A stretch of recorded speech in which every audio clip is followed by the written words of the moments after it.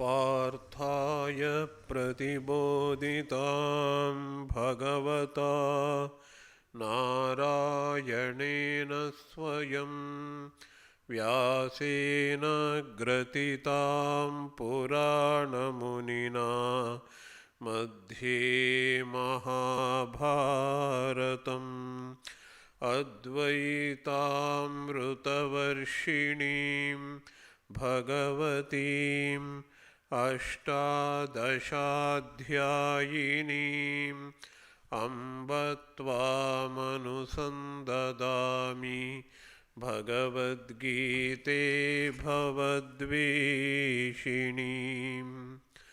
वसुदेवसुतं देवं कंसचाणूरमर्दनं देवकी परमानन्दं कृष्णं वन्दे जगद्गुरुं मूकं करोति वाचालं पङ्गुं लङ्घयते गिरिं यत्कृपातमहं वन्दे परमानन्दमाधवम्. By the infinite grace of Sri Krishna and Lord Sri Ramakrishna, we are continuing to study the song celestial, the Bhagavadgita. We have completed the 4th chapter of the Gita, and now we are entering into the 5th chapter. The 4th chapter of the Gita was called Jnana Karma Sannyasa Yoga. In that chapter we have seen how knowledge is nothing but the renunciation of the detachment in work. Krishna never says one has to give up the work, but how all the actions culminate in knowledge. Sarvam karmakhilam partha jnane parisamapyate. The goal of all actions is knowledge of God, knowledge of one's own reality as Atman. This is the instruction we get in the 4th chapter. In the 5th chapter is called Karma Sannyasa Yoga, the renunciation of the actions, communion through actions. Yoga we know already. Yoga is the communion with God. Yoga is the liberation. Yoga is understanding, knowledge through renunciation. What kind of renunciation? Karma sannyasa.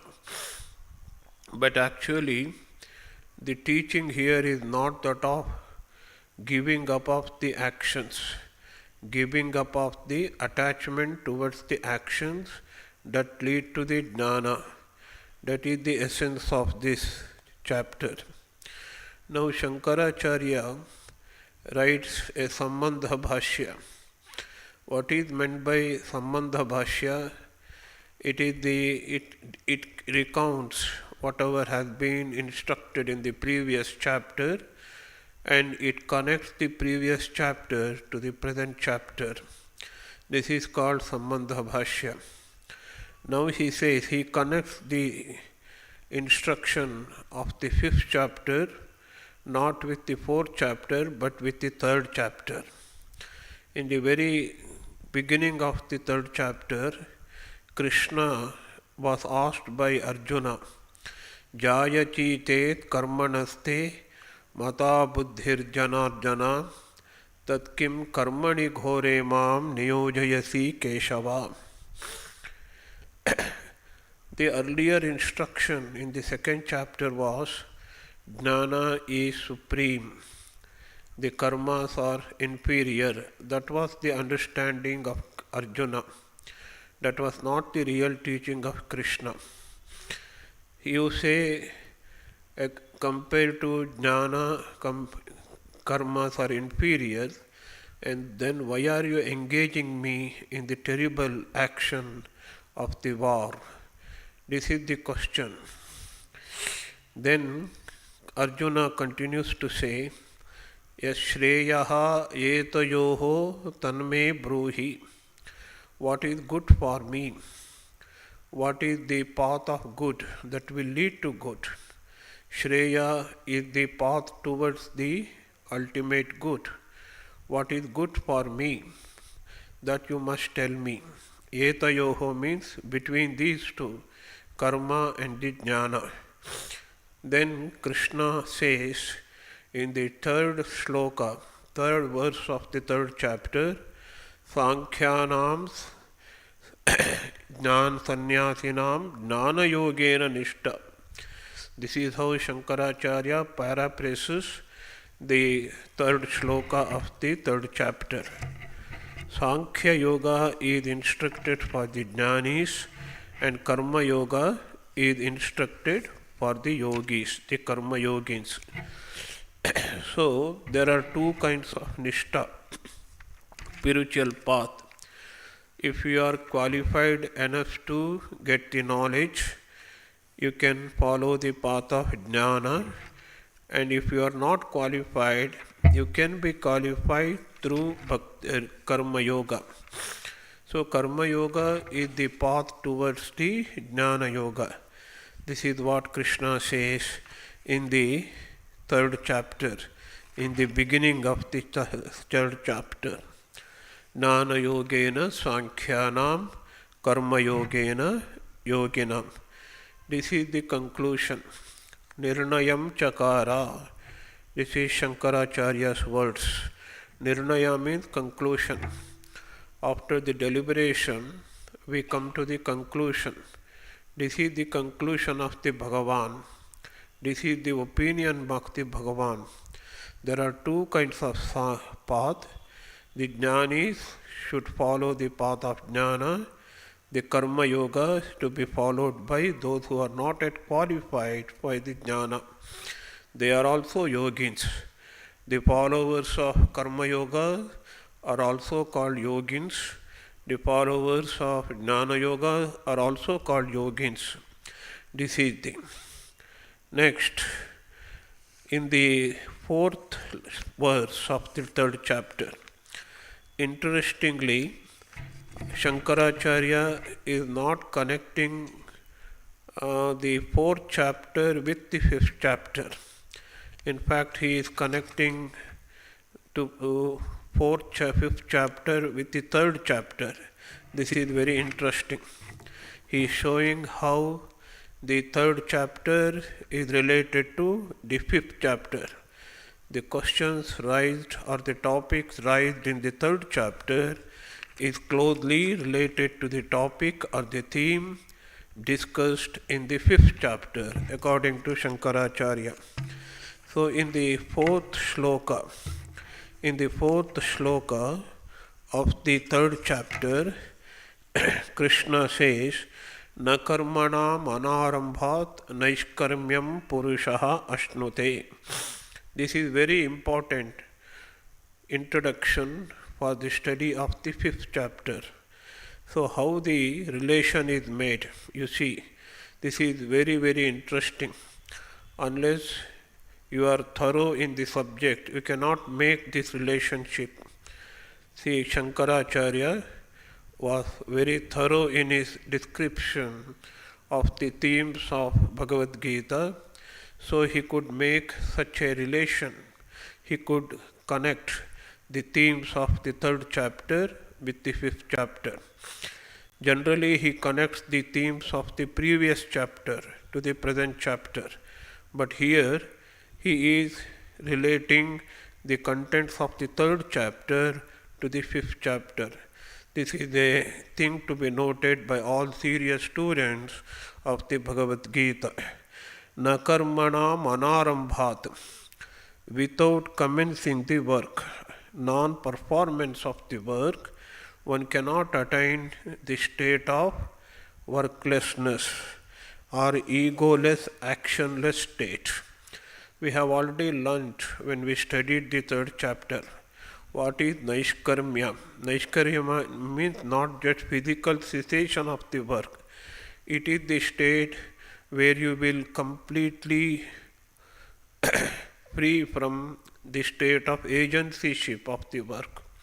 You have completely renounced the egotism that I am the doer. Yet you are doing. You understand guna guneshu vartante.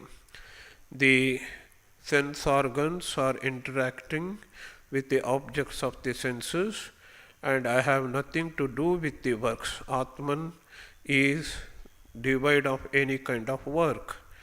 So it is all kinds of works are the interaction between the two elements of the Prakriti, nature. One element is the Indriya, that is the senses, and another element is the objects of the senses. When interaction between the senses and the objects of senses takes place, that is what is called work or action. Guna guneshu vartante. What is the role of Atman in this? Atman has no role at all. When we identify ourselves as Atman, we understand I am not the doer. That state is called a Naishkarmya state. That is the state of real sannyasa, karma sannyasa. That state cannot be achieved without performing what is termed as karma yoga. If you perform karma with desires, with selfish motives, you cannot achieve the state of Naishkarmya sthiti.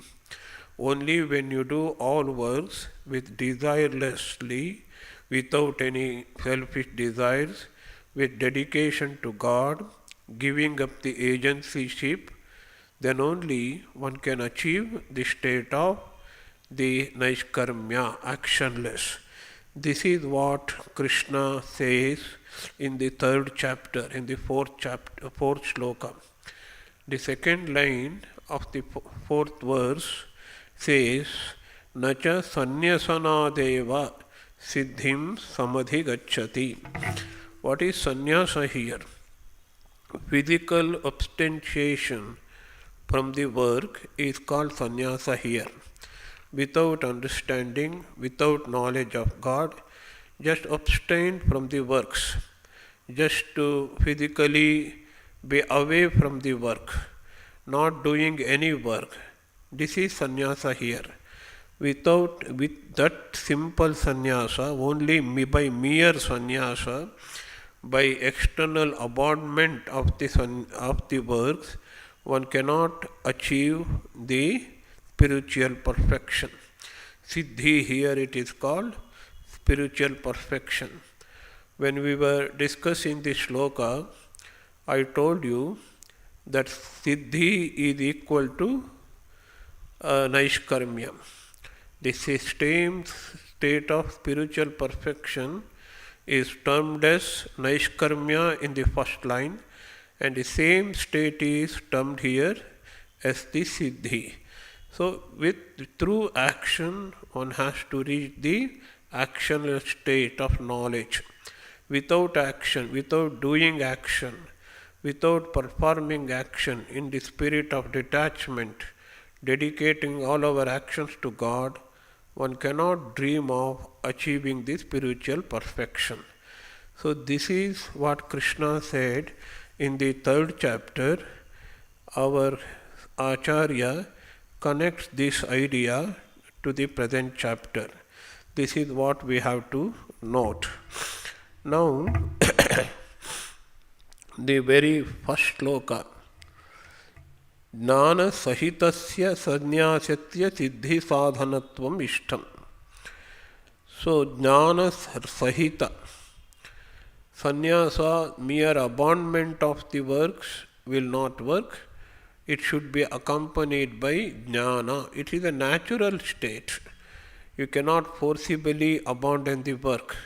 You continue to do the work, then the state will come, a condition will come when you naturally detach yourself from all kinds of work.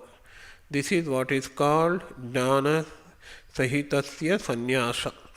This is the spiritual perfection according to Krishna. So in order to achieve that, Karma Yoga is the means. So there are two kinds of sannyasa according to Shankaracharya as expounded by Lord Krishna. So what is sannyasa? Renunciation. The physical sannyasa or laukika sannyasa. I abandon my work. I will go to the forest and sit for meditation. And this is a kind of physical abandonment of the work. Sometimes we feel very much irritated by the pressure of the work. We want to take break and we go to a temple or ashram and try to meditate for some time or some days. This is what is called physical abandonment. But unfortunately, in most of the cases, we have not abandoned the desires. We have not given up the desires. We have not given up the self-egotism. This is the problem. And that kind of sannyasa is not at all useful in achieving the spiritual perfection. Then what kind of sannyasa we should follow? First we have to do karma yoga.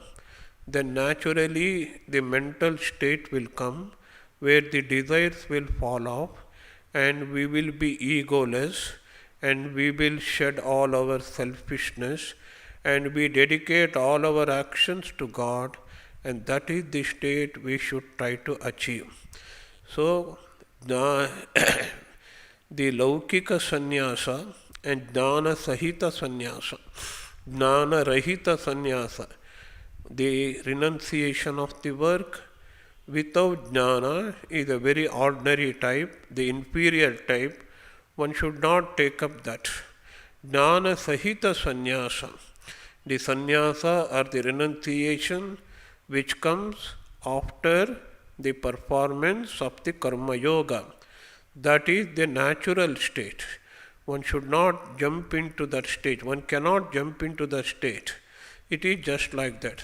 Suppose a 10th standard student wants to do PhD. He cannot do that. First he has to finish PUC, then he has to go through the degree courses, then he has to do some master's degree, then only he can do the PhD. In the same way, one cannot reach the state of jnana sahita sannyasa, that is the renunciation with knowledge without undergoing training, mental training.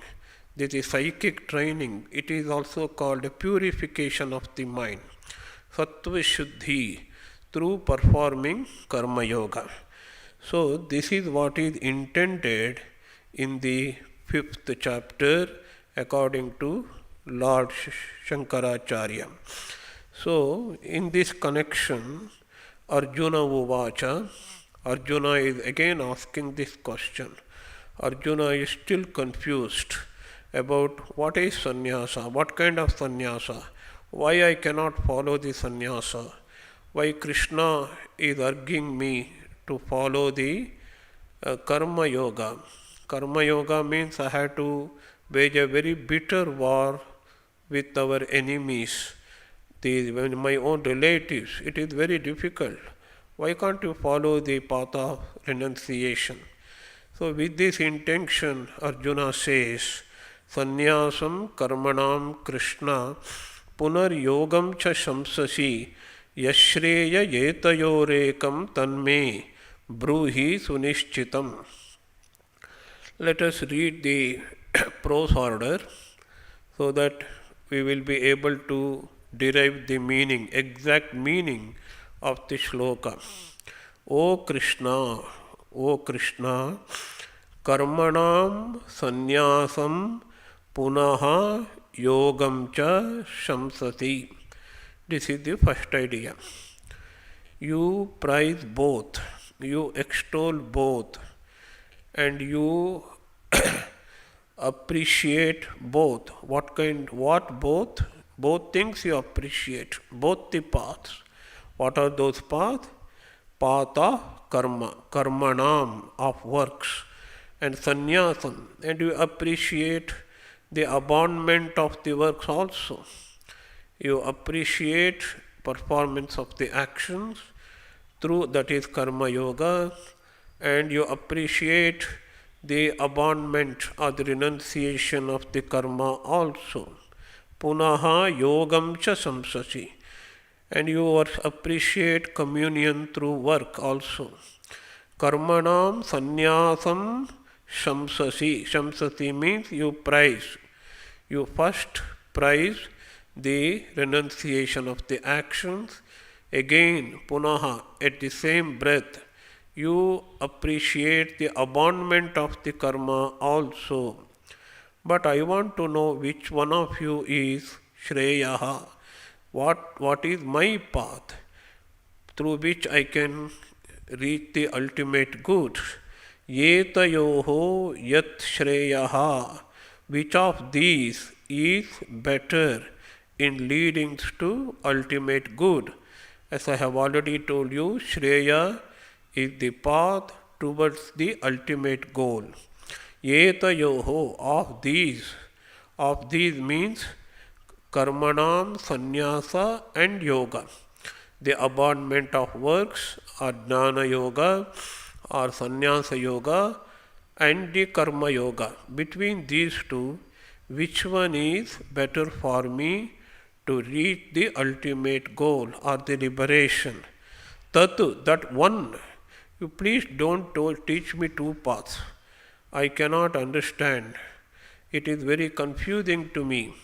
If you want to teach, please teach one path through which I can reach the ultimate goal. Tanme ekam bruhi. Please teach me that one path through which I can reach the ultimate goal. Surishchitam, with certainty. Krishna, Arjuna, you have to follow that one single path. That single path will lead you to the ultimate goal. This is the teaching with certainty. But it seems that you are not teaching, your teaching is full of uncertainty. It is not uncertain teachings. It is not a haphazard teaching. It is not confusing at all. But Arjuna is unable to understand which path he has to follow. That is why he is asking Krishna. So this is in summary the essence of this shloka. And what Shankaracharya says in this context, sannyasa, he says parityaga, giving up. As I told you, Arjuna meant here is not jnana sahita sannyasa. The renunciation of knowledge is not meant here because Arjuna is not a jnani. When you become a man of knowledge, renunciation automatically comes. So renunciation is a natural offshoot of the knowledge according to Shankaracharya's philosophy. If you just give up physically, abandonment of works physically, that is karma sannyasa without knowledge. That is what is meant in Arjuna's questioning according to Shankaracharya. Sannyasam parityagaha. Karmanam. Karma means karma yoga. Proper performance of the actions according to the Shastras, according to the scriptures is what is called the karma. Karmanam parityagam shamsasi kathayasi. You speak about that. You say sannyasa is wonderful, sannyasa is the greatest state, etc., etc. At the same breath, yogam, teshameva anushtanam. Teshameva anushtanam means the performance of shastriya karma, the performance of the actions according to the injunction of the scriptures, whether it may be ordinary works or the Vaidika works like sacrifices, puja, etc., etc. So you prize both, you appreciate both. Tanme, among these two, what is good for me, what is better for me, This is my doubt. Tanme ekatara shreyaha iti samshayaha. What is better for me? Whether karmanusthana is better for me or abandonment of the karma is better for me. What is better for me? So, please tell me what is better. Prashasyataram. Both are good. So, through your teachings, I came to understand both are good, both are beneficial, both are in accordance with the scriptures. But as far as I am concerned, an individual, Arjuna, is concerned, whether I have to follow the path of karma sannyasa or the karma yoga, through which I can reach the ultimate goal, Shreyaha Avaptihi. The ultimate goal, what is the path of ultimate good for me? Tat ekam vada. This is very important.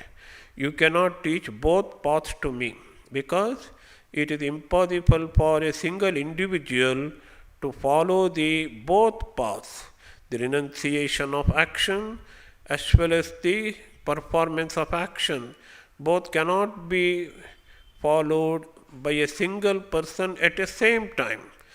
That is why I am asking you which path I have to follow.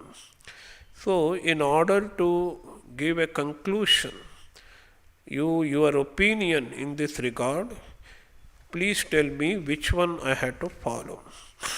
Then Krishna says in the second shloka,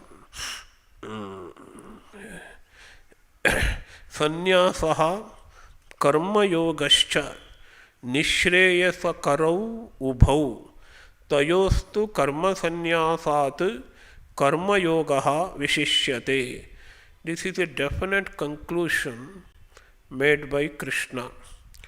O Arjuna, compared to karma sannyasa, mere abandonment of the work without knowledge, performance of action is nishreyasakara, is that which lead you to the ultimate goal. That is better for you. As I already told you repeatedly, here sannyasa to be understood as just mere abandonment of the work, mere giving up the work, physical renunciation of the work. Here the jnana sannyasa, jnana sahita sannyasa, renunciation of the work with knowledge is not meant. Renunciation of the works with knowledge comes only at the ultimate stage, when our mind and body are purified and when we are eligible for the jnana after prolonged performance of the karma yoga. So, without karma yoga, one cannot achieve the state of jnana yoga. Without undergoing the mental training in karma yoga, one cannot even think of the sannyasa with knowledge. But what is sannyasa here is just giving up of the actions. Says some people think it is better than doing some work. So Krishna condemns it. Krishna rejects that idea. Don't give up any work. Continue to do karma yoga. You will come to a state where you will be eligible for jnana and you will be able to renounce all kinds of work. You need not renounce all kinds of work, but definitely you will be free from all kinds of attachment and agencyship. So sannyasaha means here, let us read the prose order and try to derive the meaning out of it. Sannyasaha karma yogascha. Once again, the sannyasa, the mere abandonment of the work, without knowledge, before the dawn of knowledge, and karma yoga, that is the performance of work through dedication and the selfless attitude. Ubhau, both are nishreyasakarau. bestowing liberation. Abandonment of works, here Krishna means with knowledge. In earlier shloka, what Arjuna was asking was abandonment of works without knowledge. Without knowledge. But here, Krishna says, when he says sannyasa, is with knowledge. Sannyasaha karma yoga. See, the sannyasa is the ultimate state. It is definitely is a path towards the liberation. And karma yoga will lead to sannyasa. It is just like studying 10th standard is very good, but 10th standard is not the ultimate goal. Doing PhD is the ultimate goal. Sannyasa with jnana sahita sannyasa is just like doing PhD. So in order to reach the goal of PhD, one has to complete the 10th standard. So nishreyasa karau ubhau. Both bestow the liberation.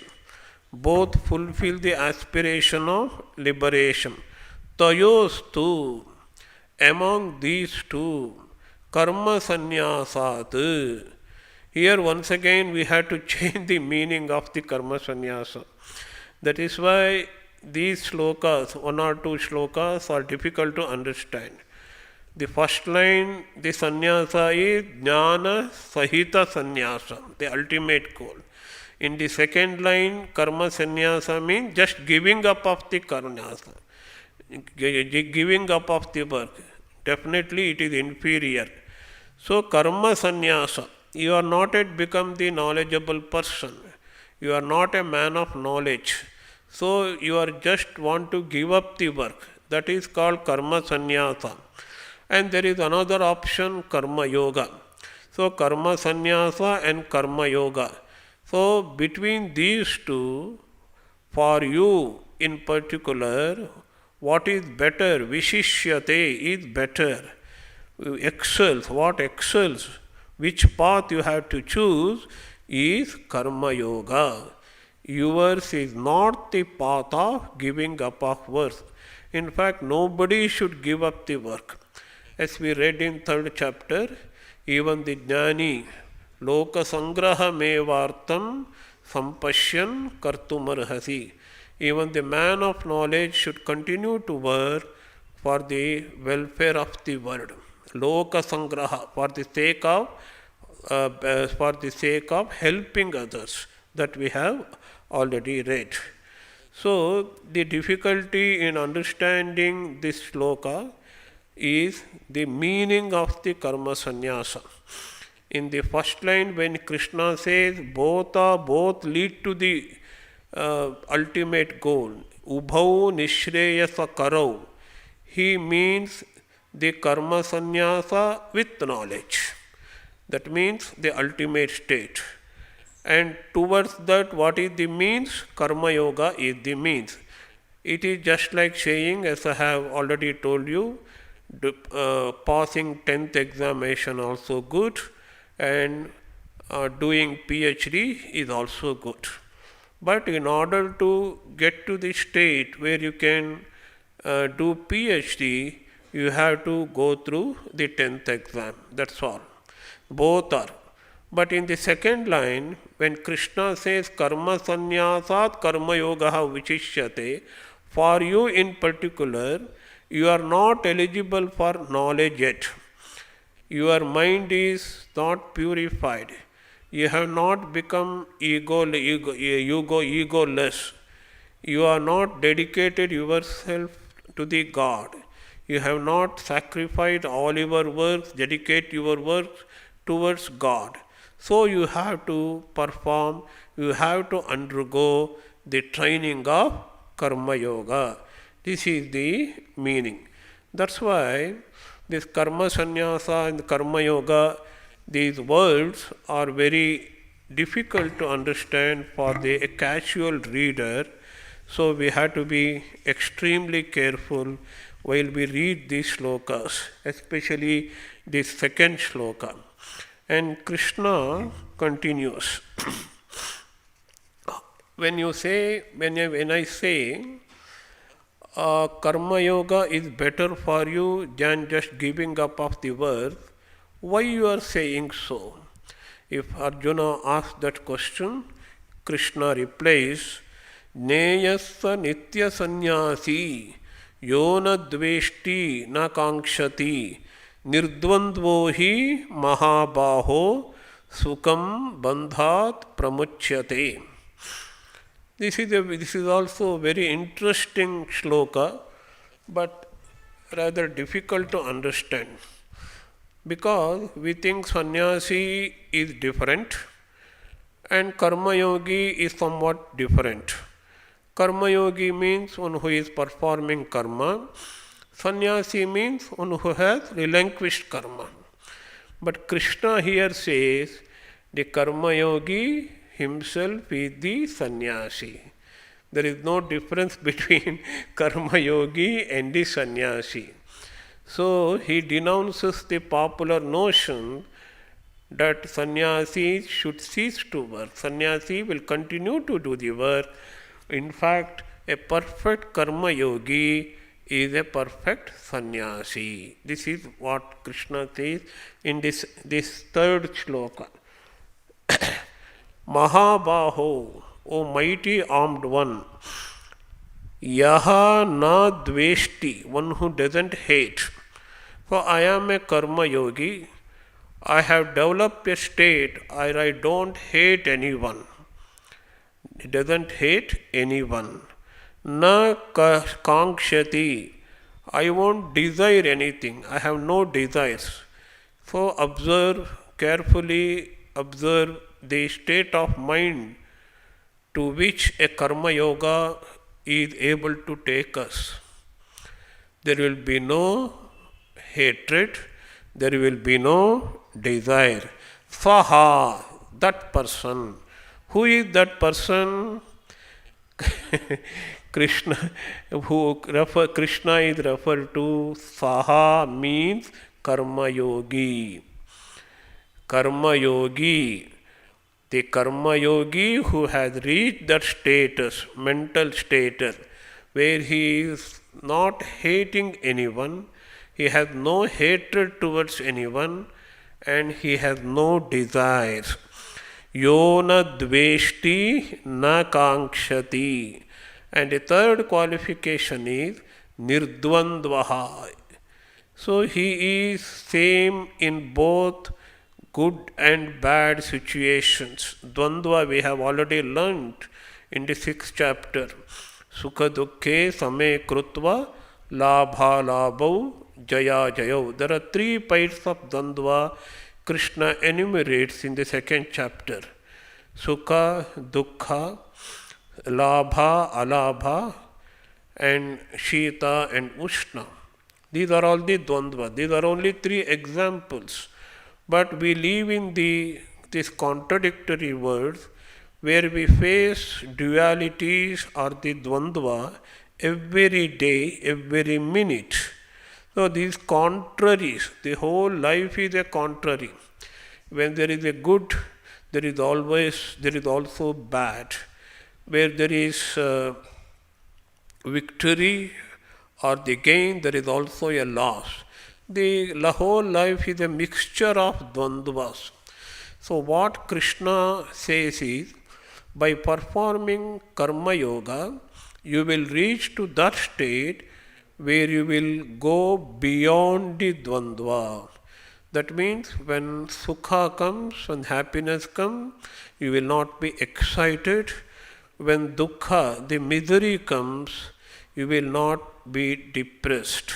So you will maintain equanimity of the mind, equanimous in all circumstances. Asakta buddhihi sarvatra. We have already learnt. You will develop a state where you will be completely detached in all conditions and all circumstances of life. This is what is meant by nirdvandva. Who will achieve it? Karma yogi will achieve this. The karma yogi, saha, who has reached that state where he will not hate anyone, he will not hanker for anyone, crave for anything, who has gone beyond these dualities of life, that person, O Mahabaho, mighty arm, that karma yogi, such karma yogi, know him to be Nitya Sannyasi. So karma yogi is the Nitya Sannyasi. Why Krishna says Nitya Sannyasi? What is the difference between Sannyasi and Nitya Sannyasi? So we also become sannyasis sometimes. We say, I want to give up everything and I want to join an ashram and spend the rest of our life in meditation. We are unable to do that. It is a temporary sannyasa. Sri Ramakrishna used to call it as Markata sannyasa. He would say in Dakshineshwar, the monkeys would sit on the top of the trees, would look, seems to be meditating. Monkeys meditating? No, monkeys cannot meditating.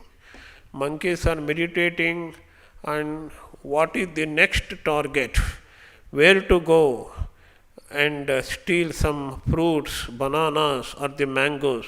That is their meditations. So this temporary vairagya, temporary kind of meditation, the false pretension of the renunciation is condemned here. So it is not that kind of sannyasa.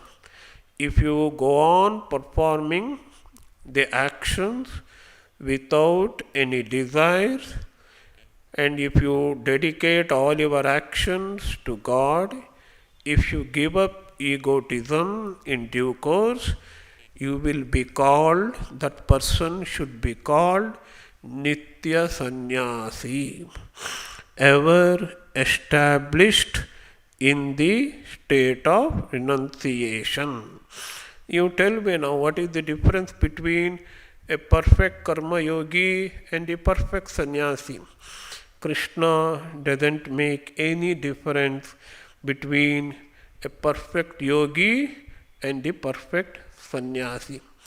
And Shankaracharya beautifully puts it, Evam vidaha yaha karmani vartamanopi nitya sannyasi iti jnatavyaha.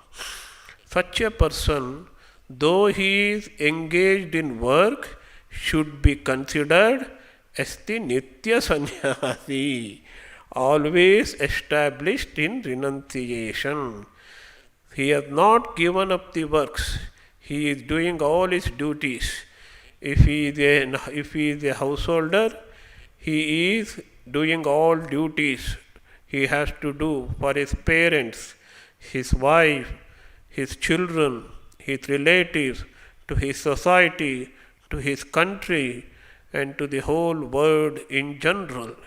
He is performing all the duties, but he is performing with a sense of detachment, anasakti, and he is also performing actions with dedication to God. He is dedicating all actions to God, and such a person is equal to sannyasi. He is to be considered. So, yo nitya sannyasi jneyaha. Jneyaha word is very important here. He should be considered. He should be known. He should be understood as the nitya sannyasi. And such a person, only three conditions. Of course, the three conditions are only indicative. In Sanskrit, it is called upalakshana. All the characteristics cannot be enumerated here. Only as a sample, three conditions are told. What are the three main conditions or the characteristics of that Nitya Sannyasi as well as Karma Yogi? He will not hate anyone, he will not hanker for anything, and he will go beyond the dvandvas, dualities of life. All other characteristics you can add. Already Krishna has instructed in second chapter in the context of Tita Prajna, all the qualities of the perfected soul. So, a beautiful harmony Krishna achieves here between karma sannyasa and the karma yoga. Real karma sannyasa is to become adept in karma yoga. One cannot achieve anything just by giving up the works. If someone is thinking, I have to give up something, there is nothing to give up. Convert, transform all your actions into works dedicated to God. As I repeatedly say in these classes, it is a quotation from the 55th sloka of the 11th chapter. It is considered by both Sri Shankaracharya and Madhvacharya to be the essence of the Gita. Matkarma kritu, matparamaha, madbhaktaha, matkarma kritu. Let all actions be God's work. This is how we do work in Ramakrishna Mission. Ramakrishna Mission's monks, every work is Sri Ramakrishna's work, Guru Maharaj works. Matkarma kritu. No work is my work. I do not have any work. There is nothing here which I call belongs to me. We are not egocentric. So the egocentric attitude should be given up. We should consider work to be God's work. Who is the doer? God is the doer. I am not the doer. What is work? It is God's work. And who will reap the results? God will give the results. I am not the beneficiary of the results. So I am not interested in being the agent of the work. I am not at all interested in saying or identifying with the work also, and I am not interested in getting the result. Still I continue to do work as offering to God, as the worship of God. This is the attitude of Matkarma Krita. And what is the purpose of doing such work? It is not monetary benefit or any worldly benefit that we want in this kind of karma yoga. We want God as the sole goal of such work. That is why Krishna says, Mat karma krut, mat param. I am the goal. I am the goal. So if you want to do works of this type, you have to become the devotee of God. If you cannot become the devotee of God, you cannot do God's work with the God as the sole goal, purpose of your work. So these three conditions, and also Krishna says subsequently, mat karma krut, mat paramaha, mat bhaktaha, sangavarjitaha. In order to achieve that, you have to give up the attachment towards all things. Mat karma krut, mat paramaha, mat bhakta sangavarjitaha, and nirvaira sarva bhuteshu. You should not develop animosity towards anyone. So the same epithet is, a qualification is told here as nadveshti, nirvairaha sarva bhuteshu. So developing compassion, developing a kind of equanimity with all the creatures. Sarva bhuteshu nirvairavaha, no hatred. Because you should see Atman or God in all the beings. Nirvaira sarva bhuti yassa mameti pandava. You will attain me. So that shloka, that essence of the Gita is condensed as if in this shloka also, when Krishna says, there are no two paths, there is only one path. One will become a man with knowledge only through the performance of actions with dedication, and in the due course one will give up all kinds of hatred, one will give up the desires, and one will develop equanimity towards the dualities of work. Such a person bandhat pramuchyate. What is bandha? Only if you feel bandha, then you will aspire for liberation. Suppose you are sitting in the lecture hall, some may feel it is a bondage. When this Swami will finish this lecture, I have to go out and enjoy the fresh air.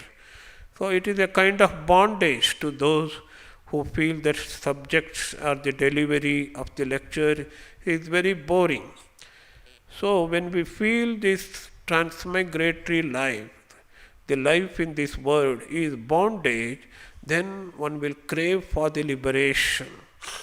So there is a beautiful word in Vedanta, mumukshu, one who aspires for moksha. Mumukshu first feels there is a bondage, bandham asti, there is a bandhana, there is a bondage. What is the bondage? I am in the prison of body and mind. Body is a prison. It is called stula sharira. And mind and the intellect are also prison. They are called the sukshma sharira. So in Shankaracharya's words, karya karana sangata. Karya means body, karana means mind and intellect.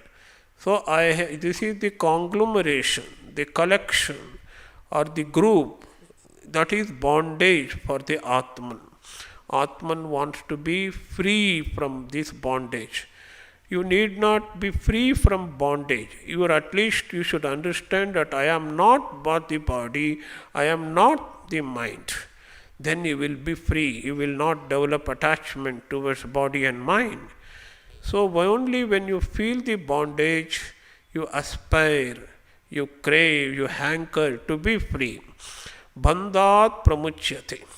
This Nitya Sannyasi, I told you who is Nitya Sannyasi, what is the difference between Nitya Sannyasa and Sannyasa, everything I have explained. Karma Yogi is the Nitya Sannyasi, one who doesn't hate, one who doesn't desire, who goes beyond the dvandvas of life. Sukham bandhat pramuchyate. He will be free from the bondage of samsara, the transmigratory life, through which we get repeated births. Punarapi jananam, punarapi maranam, punarapi janani jatare shayanam. Why we take up birth again and again? Shankaracharya explains avidya, kama, karma. Avidya, ignorance about our own real nature. Through avidya, we develop kama, desires. I want to become complete, so I need something external to me. I need car, I need building, I need money. So I try to make myself complete by acquiring these things, but it is fruitless. Unless you know you are already full, you are complete, you are already fulfilled, you are Atman, Purnamada, Purnamidam, that fullness, the completeness, the Kruta Krutyata, fulfillment will never come. So avidya leads to desires, desires leads to actions, actions leads to results, actions leads to phala. In order to enjoy the good and bad results of our action, we have to be born again and again. That is called bandha. So if you become a good karma yogi, perfect karma yogi, I consider you as a nitya sannyasi. Then you sukham bandhat pramuchyate. You will be easily, you need not exert yourselves in extreme kind of meditation, austerity and all that. Just by performing karma yoga, you can become a nitya sannyasi and you will be endowed with the knowledge of Atman or the Brahman or the God, and you will be free from liberation, sukham, easily, without much effort. This is the word of the instruction of the Lord Krishna himself. This is the easiest way to realize God. As Sri Ramakrishna also says, in many instances, parables he says, and comparisons, similes he gives. Suppose there is an younger woman in the family and she is doing lot of work. When she becomes pregnant, her mother-in-law says, reduce your work. Slowly, during the pregnancy time, she reduces her work. When pregnancy nearing, and she almost completely stops her all kinds of work until the birth of the child. In the same way, you have to continue to do the work. When your love of God increases, when you are endowed with knowledge, when you become more and more matured, God himself will create such a situation where your works will be dropped by itself. This is how Sri Ramakrishna explains. So you see the wonderful explanation of the Gita teaching, how a karma yogi will become liberated and in the end. And also Ramakrishna says another example. So we need not worry about the mango fruits becoming ripe and falling. When they ripe, they automatically fall on the ground unless we pick it up, unless we pluck the fruits from the trees. In the same way, when man matures, when he is endowed with knowledge, he will automatically, the works will drop. Or rather I say, work will continue, but attachment will go away. Work without attachment is not a work at all.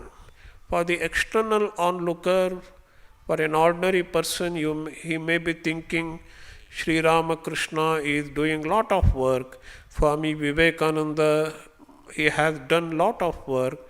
But as far as Swami Vivekananda or Sri Ramakrishna are concerned, they have not done any work because they are completely detached from the work, from the fruits of work, from the agency of work.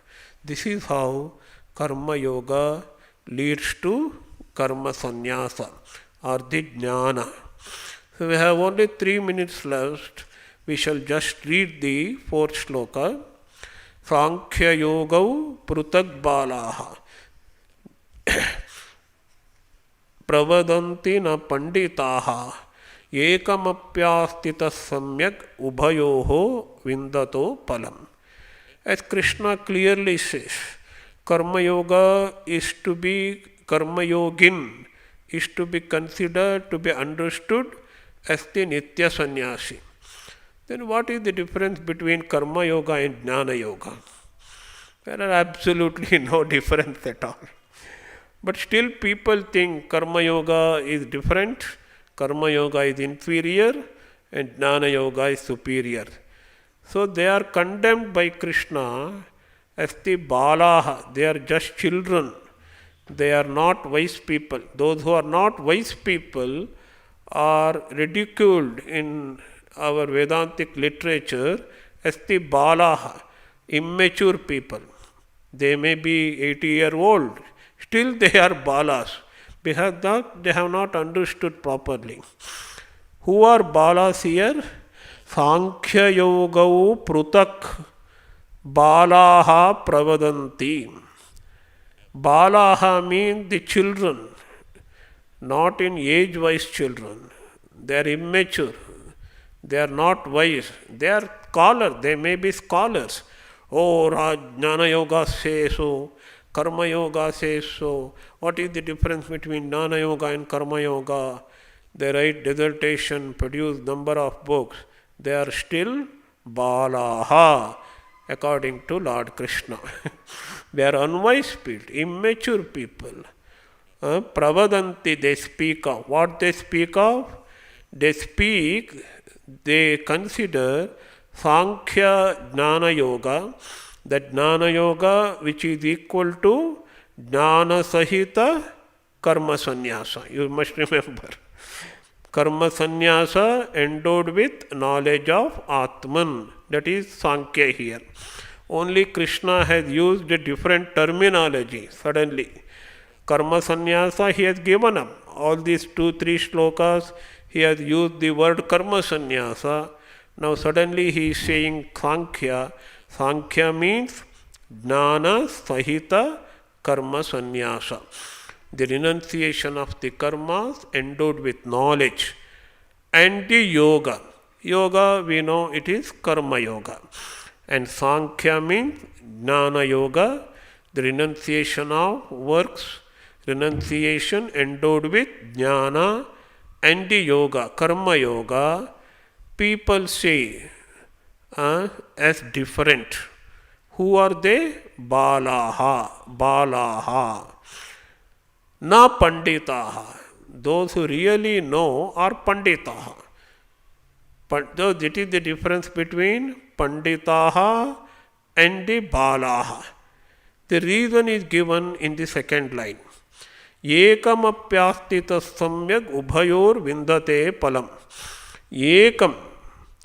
If you are well set on one path, if you are following one path, if you are established in one path, suppose if you are well settled in the Jnana Yoga, you will achieve the same goal. If you are settled in Karma Yoga, you will also achieve the same goal. It is just like you can go to Mysore in the super highway within 2 hours, or you can just circumride and go to Mysore within 5 hours. It may take 5 hours also. So Karma Yoga is little bit roundabout, but Jnana Yoga is the direct path. But fortunately or unfortunately, in order to practice Jnana Yoga, you have to go through Karma Yoga. But Karma Yoga will also get you the same goal, and Jnana Yoga also will get you this soul good. Establishing oneself in the one path, you will attain the result. Ubayoho palam. Ubayoho palam means the results of both. Results of both Karma Yoga and Jnana Yoga. Samyak. Samyak means in a very proper way. Samyak ubayoho palam vindate. So, the idea is Sankhya Yoga and Yoga are different. Only the children says, not the wise men. A person well established in even in one of these, either Jnana Yoga or Karma Yoga, attains the end. What is the end? Liberation. Sukham bandhat pramuchyate. In the earlier sloka we have read. That is common goal of both. Common goal of Jnana Yoga as well as the Karma Yoga. We shall discuss more on this intricate subject next week. So we don't have class next week. Most revered President Maharaj is arriving. So we shall see after that. Om Shanti Shanti Shanti Hari Om Tat Sat Shri Ramakrishna Arpanamastu.